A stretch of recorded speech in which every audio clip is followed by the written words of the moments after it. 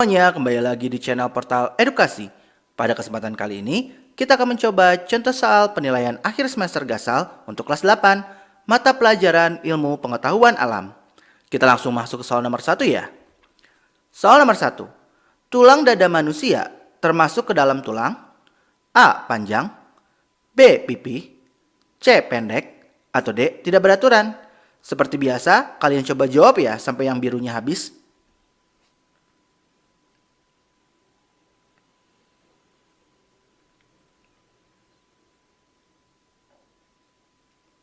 Jawaban yang tepat adalah B. Bentuk tulang pada manusia itu dapat dibedakan menjadi 4. Ada tulang panjang, pipi, pendek, dan tidak beraturan. Untuk tulang dada itu termasuk ke dalam tulang pipi. Soal nomor 2. Sendi antara tulang lengan atas dan tulang belikat termasuk ke dalam sendi A. Geser, B. Putar, C. Peluru, atau D. Engsel.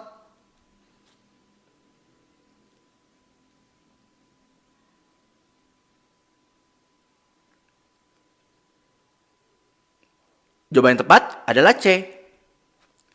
Sendi peluru adalah sendi yang dapat digerakkan dengan sangat bebas. Contohnya, sendi antara tulang lengan atas dan tulang belikat. Soal nomor 3. Seorang pelajar mengendarai sebuah sepeda dengan kecepatan yaitu 7,2 km per jam. Pada saat turunan, sepeda tersebut mengalami percepatan sebesar 0,5 meter per second kuadrat selama 4 detik. Berapakah kecepatan akhir pelajar tersebut? A. 9,5, B. 7,7, C. 4, atau D. 2.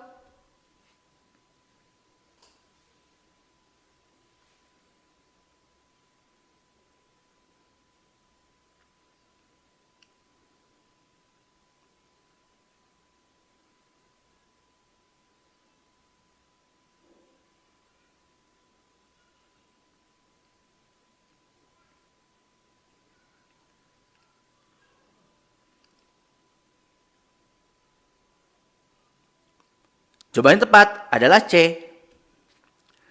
Kita bikin dulu diketahui. Diketahui V awal atau kecepatan awalnya 7,2 km per jam. Ini masih kilometer per jam. Kita harus ubah ke dalam meter per second. Jadinya 7,2 dikali 1000 per 3600. Nanti ketahuan hasilnya adalah 2 meter per second. Untuk waktunya atau delta T-nya yaitu 4 second. Untuk percepatannya sendiri yaitu A sama dengan 0,5. Yang ditanyakan kecepatan akhir atau V akhir. Kita jawabnya menggunakan rumusnya dulu, rumus percepatan, yaitu A sama dengan delta V per delta T. Kita bisa ubah menjadi V akhir dikurangi V awal per delta T. Nah, dari sini kita gunakan aljabar dari kelas 7, yaitu ketika ada per di bawah kita ubah. Jadi ke ruas sebelah kiri, delta T-nya pindah ke ruas kiri. Jadinya dari per menjadi kali. A dikali delta T sama dengan V akhir dikurangi V awal. Nah, karena yang ingin dicari adalah V akhir, maka V awal juga harus pindah. Jadinya A dikali delta T ditambah V awal. Biar tidak bingung, posisinya kita balik. Jadinya V akhir sama dengan A dikali delta T ditambah V awal. Tinggal dimasukkan angka-angkanya. 0,5 dikali 4 ditambah 2. Jadinya 2 tambah 2 sama dengan 4. Soal nomor 4. Sebuah kotak seberat 2 kg didorong searah oleh Tina dan Tini sebesar 10 Newton. Namun, ternyata ada temannya yang jahil mendorong dari arah berlawanan dengan gaya sebesar 8 Newton. Tentukan percepatan kotak tersebut. A. 14, B. 56, C. 6, atau D. 24.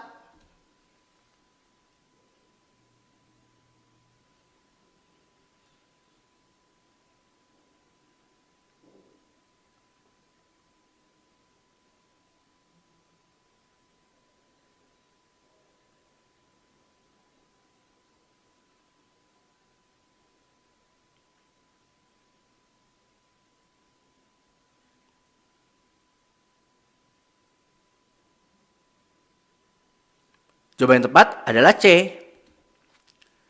Kita bisa buat gambar ini seperti ini kalau kita gambarkan. Kemudian kita buat diketahui F1-nya 10 Newton, F2-nya juga 10 Newton. Untuk F3-nya negatif 8 Newton. Kenapa negatif 8? Karena arahnya berlawanan. Kemudian ketahuan masanya M sama dengan 2 kg. Yang ditanyakan A. Kita bisa masukkan rumusnya yaitu A sama dengan F per M.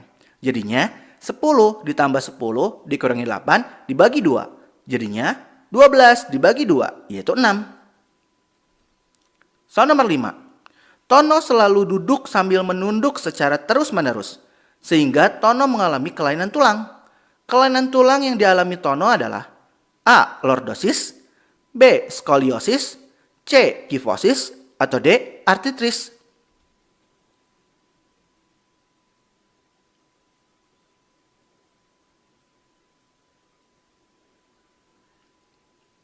Jawaban yang tepat adalah C. Kifosis merupakan kelainan dengan melengkungnya tulang belakang yang berlebihan di bagian dada ke arah belakang. Penderita kifosis akan terlihat bungkuk. Soal nomor 6. Siti menanam sebuah tanaman.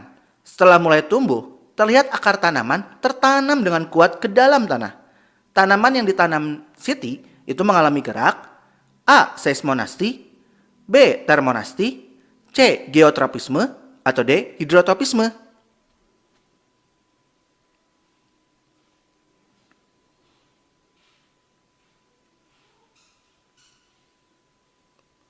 Jawaban yang tepat adalah C. Geotropisme adalah gerak yang diakibatkan oleh gravitasi bumi. Karena akar tanaman tersebut tertanam kuat dalam tanah, yaitu di bawah, maka sudah dipastikan karena tarikan gravitasi bumi. Hal ini bisa disebut juga geotropisme positif. Soal nomor 7. Berikut ini alat yang termasuk ke dalam golongan bidang miring adalah A1, B2, C3, atau D4.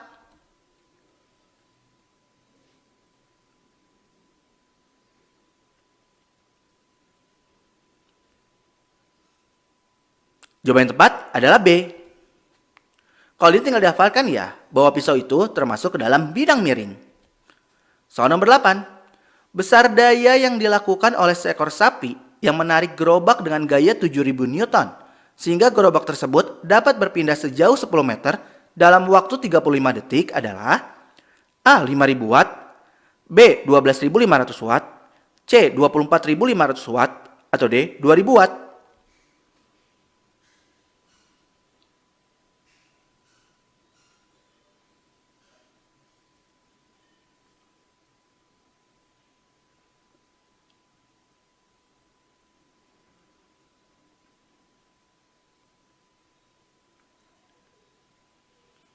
Jawaban yang tepat adalah D. Kita buat dulu diketahui, yaitu F sama dengan 7000 Newton. Kemudian jaraknya S sama dengan 10 meter. Dan waktunya yaitu T sama dengan 35 second. Yang ditanyakan daya atau P. Kita tinggal masukkan rumusnya. P sama dengan W dibagi T. Jadinya F dikali delta S per T. Yaitu 7000 dikali 10 dibagi 35. Ketahuan 2000.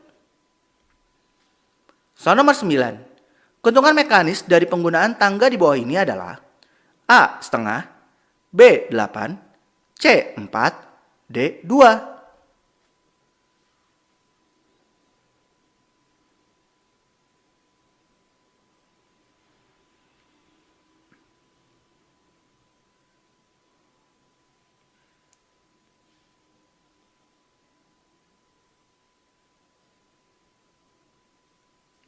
Jawaban yang tepat adalah D.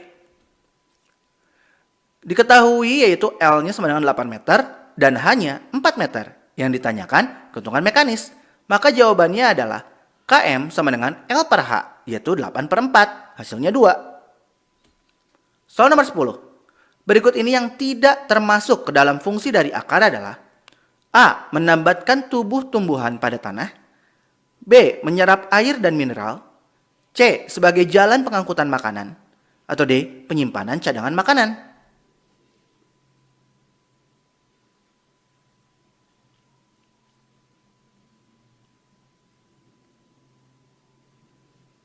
Jawaban yang tepat adalah C. Ada beberapa fungsi dari akar, yaitu menambatkan tubuh tumbuhan pada tanah, menyerap air dan mineral, serta menyimpan cadangan makanan. Soal nomor 11. Perhatikan gambar di bawah ini. Bagian yang ditunjuk oleh nomor 1 dan 2 secara berurutan adalah A. Kambium vaskuler dan floem sekunder, B. Epidermis dan parenkim, C. Epidermis dan stomata, atau D. Parenkim dan floem sekunder.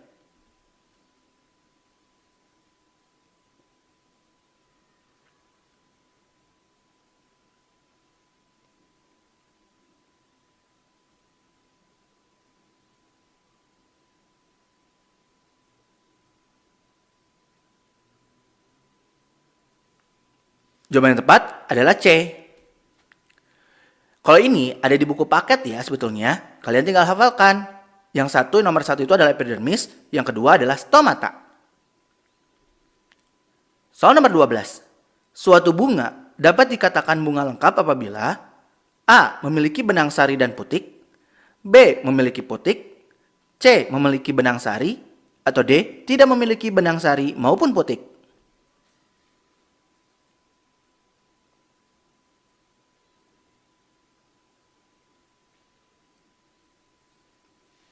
Jawaban yang tepat adalah A.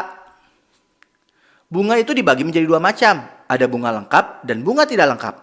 Bunga lengkap itu kalau bunganya memiliki benang sari dan putik.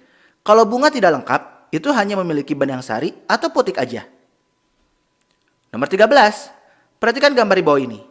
Bagian tumbuhan yang mengangkut makanan hasil fotosintesis dari daun ke seluruh tubuh tumbuhan ditunjukkan oleh nomor A1, B2, C3, atau D4.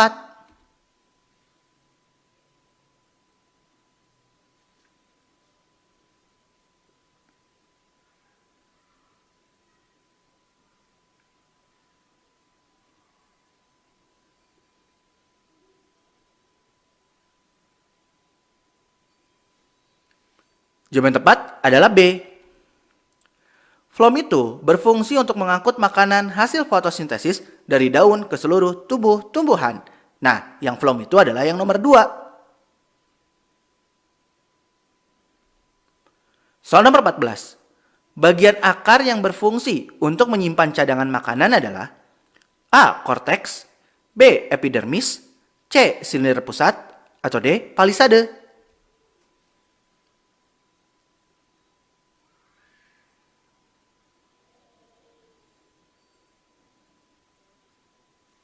Jawaban yang tepat adalah A. Akar itu tersusun dari epidermis, korteks, dan silinder pusat. Di sini kalian bisa lihat ya fungsinya masing-masing. Kita bisa lihat kalau korteks itu memang berfungsi untuk tempat menyimpan cadangan makanan bagi tumbuhan. Soal nomor 15. Urutan reaksi fotosintesis pada tumbuhan yang benar adalah A. 6CO2 ditambah 6H2O ditambah cahaya matahari menghasilkan C6H10O6 ditambah 6O2, atau B. 6CO2 ditambah C6H12O6 ditambah cahaya matahari menghasilkan 6H2O ditambah 6O2, atau C. 6CO2 ditambah 6H2O ditambah cahaya matahari menghasilkan C6H12O6 ditambah 6O2, atau D. 6CO2 ditambah C6H10O6 ditambah cahaya matahari menghasilkan 6H2O ditambah 6O2.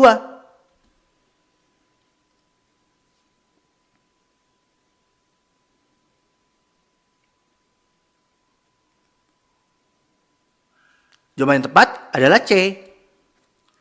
Reaksi fotosintesis yang tepat. Kalau karbon dioksida itu 6CO2, air itu 6H2O, dan glukosa itu adalah C6H12O6, dan oksigen itu 6O2. Ini adalah reaksi fotosintesis. Kalian tinggal hafalkan. Soal nomor 16. Pada tumbuhan, jaringan yang sel-selnya aktif membelah disebut A. Epidermis, B. Parenkim, C. Meristem sekunder, atau D. Meristem primer.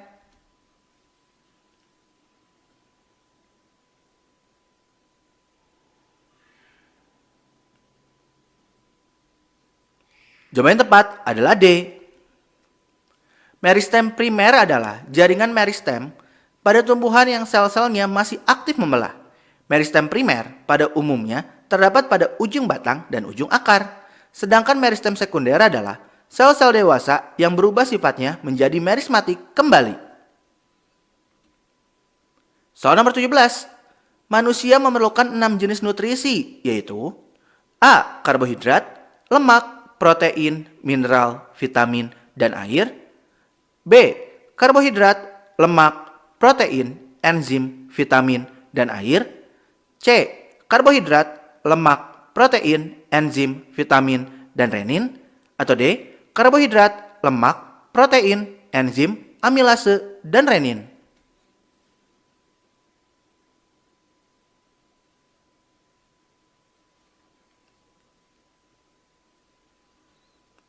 Jawaban yang tepat adalah A. Ini tinggal dihafalkan ya, jenis 6 nutrisi yang diperlukan oleh tubuh. Soal nomor 18. Vitamin yang larut dalam air adalah A. A, D, E, K. B. B dan C saja. C. A, B, C, D. Atau D. A dan D saja.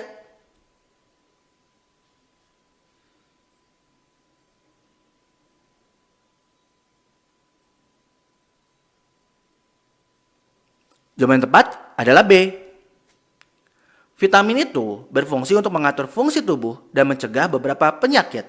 Vitamin sendiri dibagi menjadi 2. Ada vitamin yang larut dalam air, yaitu vitamin B dan C, dan vitamin yang larut dalam lemak, yaitu ADEK. Nomor 19. Dehidrasi adalah kondisi di mana tubuh manusia mengalami A. Kekurangan vitamin, B. Kelebihan vitamin, C. Kekurangan air, atau D. Kelebihan air. Gampang banget.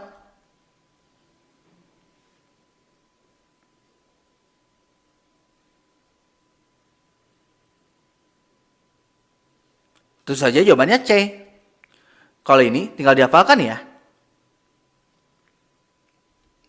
Nomor 20. Pencernaan makanan yang terjadi secara kimiawi dan mekanis itu terjadi di A. Esofagus, B. Lambung, C. Usus halus, atau D. Mulut.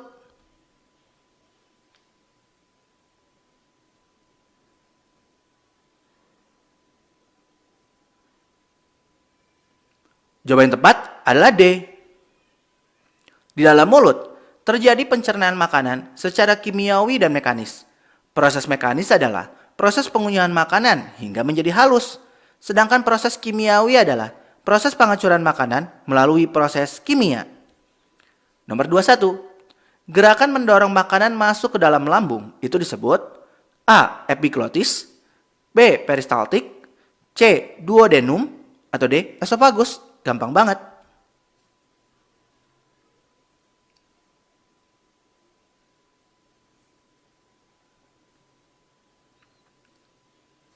Jawaban yang tepat adalah B. Di dalam kerongkongan itu terjadi gerakan yang disebut gerakan peristaltik. Gerakan peristaltik adalah gerakan mendorong makanan masuk ke dalam lambung. Soal nomor 22. Enzim pepsin dalam lambung itu berfungsi untuk A. Mengendapkan protein kasein yang terdapat dalam susu, B. Menghancurkan makanan, C. Memecah protein menjadi pepton, atau D. Menyerap sari-sari makanan.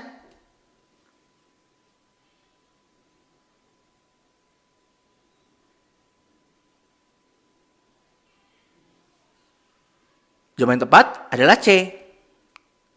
Di dalam lambung itu terdapat enzim yang dibutuhkan dalam melarutkan makanan. Ada pepsin dan renin. Kalau pepsin itu memecah protein menjadi pepton, sedangkan renin mengendapkan protein kasein yang terdapat dalam susu. Nomor 23. Pak Gembul memiliki tinggi badan 165 cm dan berat badan 75 kg. Berat badan yang dimiliki Pak Gembul termasuk A. Berat badan normal, B. Obesitas kelas 1, C. Obesitas kelas 2, atau D. Berat badan berlebih.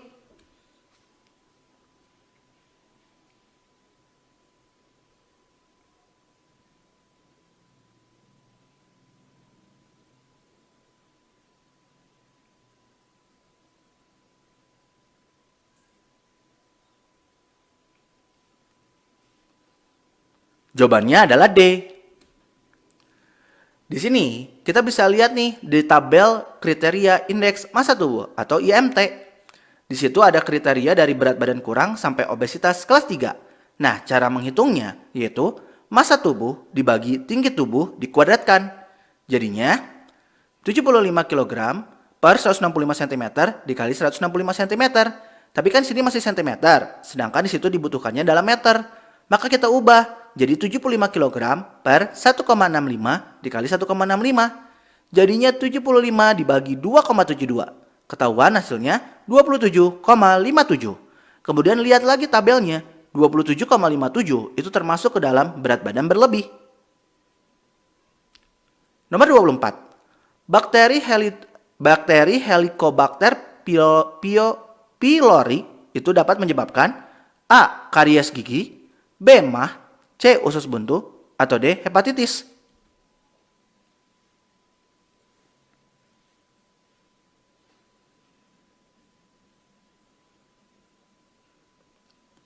Jawaban yang tepat adalah B. Bakteri Helicobacter pylori atau Helicobacter pylori, admin kurang tahu ya, menyebabkan MAH yang dapat diobati dengan penggunaan antibiotik seperti amoxicillin. Untuk penyebutannya, kalian bisa tanyakan ke guru ya, takutnya admin salah antara Helicobacter atau Helicobacter.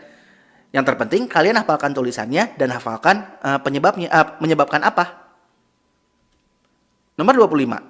Seorang balita didiagnosa mengalami jaundice. Penyakit yang diderita oleh balita tersebut adalah A. MAH, B. Diare, C. Usus buntu, atau D. Hepatitis.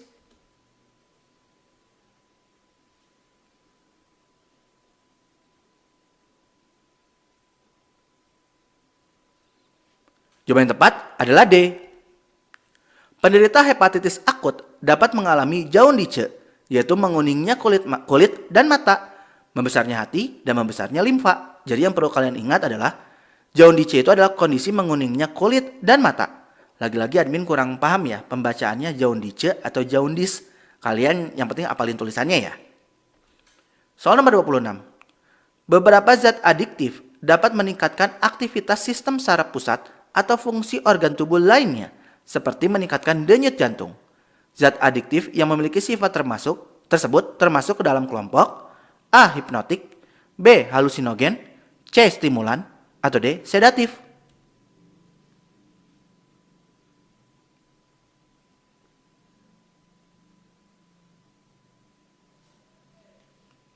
Jawaban yang tepat adalah C. Stimulan adalah zat adiktif yang dapat meningkatkan aktivitas sistem saraf pusat atau fungsi organ tubuh lainnya, seperti meningkatkan detak jantung, laju pernapasan, dan tekanan darah. Stimulan akan membuat orang lebih siaga dan tidak merasakan lelah. Contohnya yaitu kafein, nikotin, kokain, dan metamfetamin. Nomor 27. Pemanis buatan yang tidak mengandung kalori dianjurkan untuk dikonsumsi para penderita penyakit tertentu yang ingin menikmati rasa manis secara aman. Penyakit tersebut adalah A. Kanker, B. Diabetes mellitus, C. Diabetes insipidus, atau D. Tekanan darah tinggi.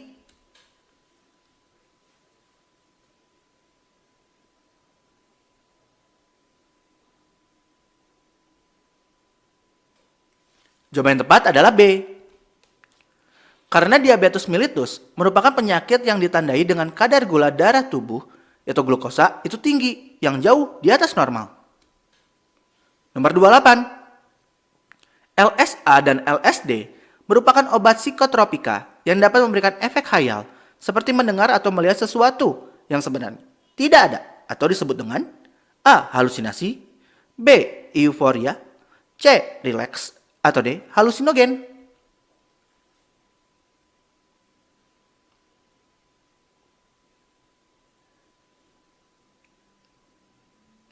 Jawaban yang tepat adalah D. Halusinogen merupakan zat adiktif yang memberikan efek halusinasi atau khayal. Contohnya ya tadi LSA dan LSD.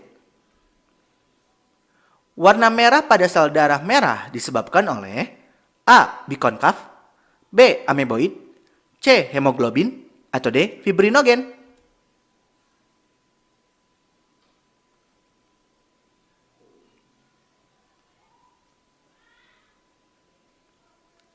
Jawaban yang tepat adalah C. Sel darah merah berbentuk bulat pipih dengan bagian tengahnya cekung, yaitu bikonkav. Sel darah merah itu tidak memiliki inti sel. Kemudian, warna merah pada sel darah merah disebabkan adanya hemoglobin. Ketika hemoglobin mengikat oksigen, itu disebut oksihemoglobin. Sedangkan ketika mengikat karbon dioksida, disebut karbaminohemoglobin. Soal nomor 30. Perhatikan gambar sel di samping. Fungsi dari sel berikut ini adalah A. Berfungsi sebagai fagosit. B. Berfungsi untuk imunitas. C. Berfungsi untuk mencerna sel mati. Atau D. Berfungsi pada reaksi alergi.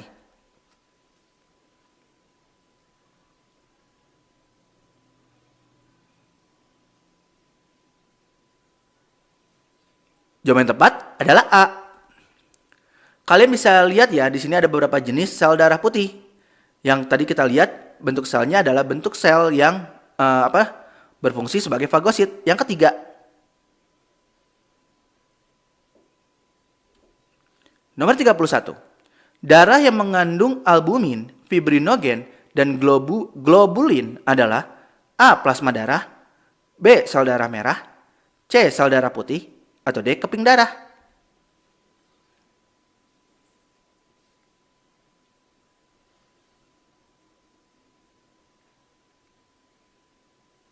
Jawaban yang tepat adalah A. Plasma darah itu tersusun atas 91,5% air dan 8,5% zat-zat terlarut. Nah, zat-zat terlarut tersebut tersusun atas protein dan zat-zat lain. Proteinnya sendiri yang terlarut antara lain albumin, fibrinogen, dan globulin.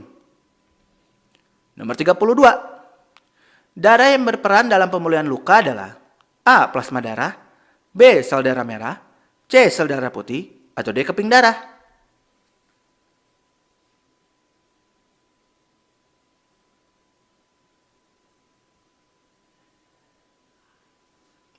Jawaban yang tepat adalah D. Keping darah itu sangat berhubungan dengan proses mengeringnya luka. Kalian bisa lihat di sini ya tabelnya. Selanjutnya, pernyataan berikut ini yang sesuai untuk golongan darah O adalah A. Memiliki antigen A, B. Memiliki antigen B, C. Memiliki antigen A dan B, D. Tidak memiliki antigen A ataupun B.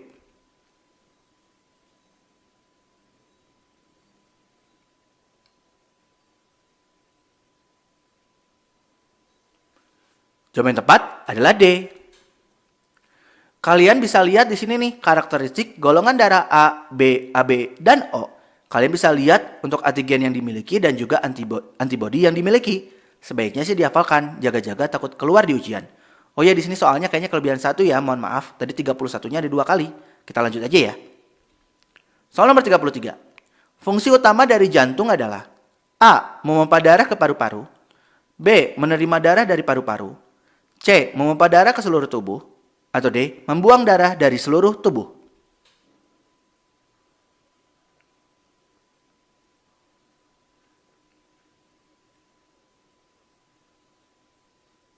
Jawaban yang tepat adalah C. Sangat jelas ya, fungsi dari jantung itu adalah memompa darah ke seluruh tubuh. Soal nomor 34. Pembuluh darah yang dekat dengan permukaan tubuh adalah A. Arteri, B. Vena, C. Kapiler, D. Semua salah.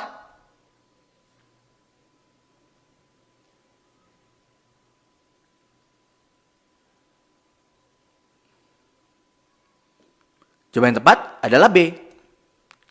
Di sini kalian bisa lihat perbedaan antara pembuluh arteri dan pembuluh vena.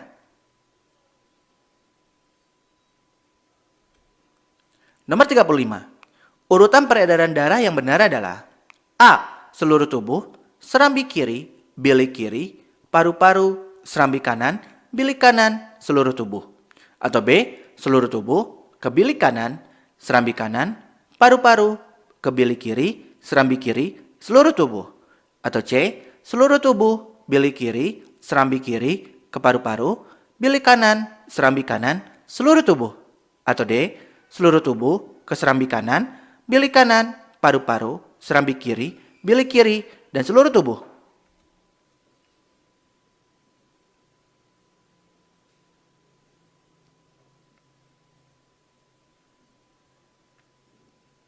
Jawaban yang tepat adalah D. Ini tinggal dihafalkan ya. Yang tadi itu termasuk ke dalam peredaran darah besar. Hati-hati, jangan sampai tertukar. Nomor 36. Berikut ini yang termasuk pada gangguan sistem peredaran darah adalah A. Hipertensi, hipotensi, buta warna, dan arteriole. B. Hipertensi, hipotensi, arteriole, dan anemia. C. Hipertensi, hipotensi, arteriole, dan stroke. Atau D. Hipertensi, hipotensi, anemia, dan stroke.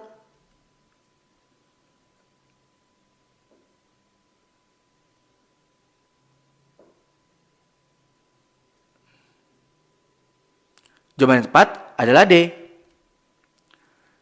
Kalau di sini kalian bisa lihat ya di daftar isi buku itu ada jantung koroner, stroke, varises, anemia, hipertensi, dan hipotensi. Nomor 37. Pembuluh darah yang kaya dengan oksigen berasal dari paru-paru dan masuk ke serambi kiri adalah A. Aorta, B. Vena pulmonalis, C.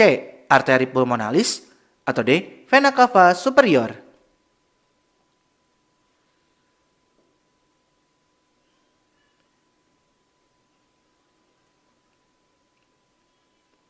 Jawaban yang tepat adalah B. Vena pulmonalis itu kaya akan oksigen. Kalau arteri pulmonalis itu kaya akan karbon dioksida. Nomor 38. Pak Beni menderita sakit jantung. Berikut ini saran yang paling tepat diberikan kepada Pak Beni adalah A. Pak Beni harus mengurangi konsumsi minuman beralkohol dan mengurangi rokok. B. Pak Beni harus berolahraga dengan keras untuk melatih kekuatan otot jantung. C. Pak Beni harus menjaga pola makan dengan menghindari makanan yang berlemak. Atau D. Pak Beni harus mengkonsumsi makanan bergizi tinggi serta tidak lupa mengkonsumsi obat.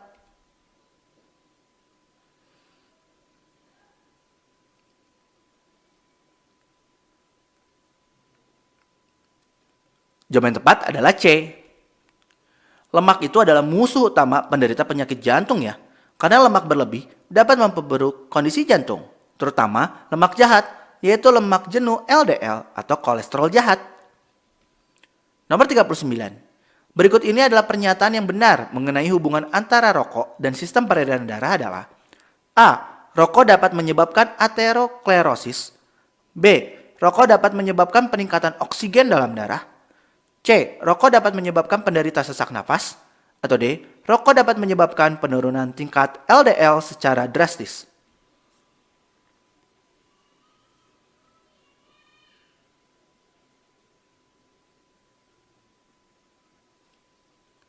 Jawaban tepat adalah A. Rokok itu dapat menyebabkan arteriosklerosis. Arteriosklerosis itu terjadi ketika dinding bagian dalam pembuluh darah arteri itu mengalami kerusakan. Soal terakhir, Bulani periksa tekanan darah ke klinik dan hasilnya 110/90. Maka dapat dikatakan tekanan darah Bulani A. Normal, B. Prahipertensi, C. Hipotensi, atau D. Hipertensi.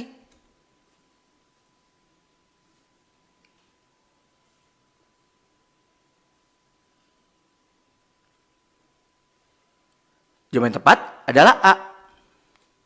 Ukuran tekanan darah itu muncul dalam dua angka. Ada tekanan sistolik yang bilangan atas dan tekanan diastolik yang bilangan bawah. Tekanan darah yang normal adalah antara 90/60 dan 120/80. Seseorang dikatakan hipotensi jika memiliki tekanan darah di bawah 90. Bila lebih dari 120 itu dikatakan hipertensi. Jadi Bulani tadi normal ya. Gimana? Dari 40, sebenarnya pas satu ya. Dari 40 soal kalian betul berapa? Kemudian kalau ingin tahu nilai hasil akhirnya adalah tinggal dikali 2,5 ya. Yang tadi yang satu dianggap bonus deh. Dikali 2,5 nanti ketahuan hasilnya. Kalau nilainya masih kurang, kalian coba pelajari lagi nih materinya dari awal sampai akhir semester. Kemudian diambil lagi latihan soalnya, sampai nilainya bagus ya. Nah ya mungkin cukup sekian. Terima kasih telah menyimak video pembelajaran hingga selesai. Semoga bermanfaat kita semua. Jangan lupa like, comment, and subscribe.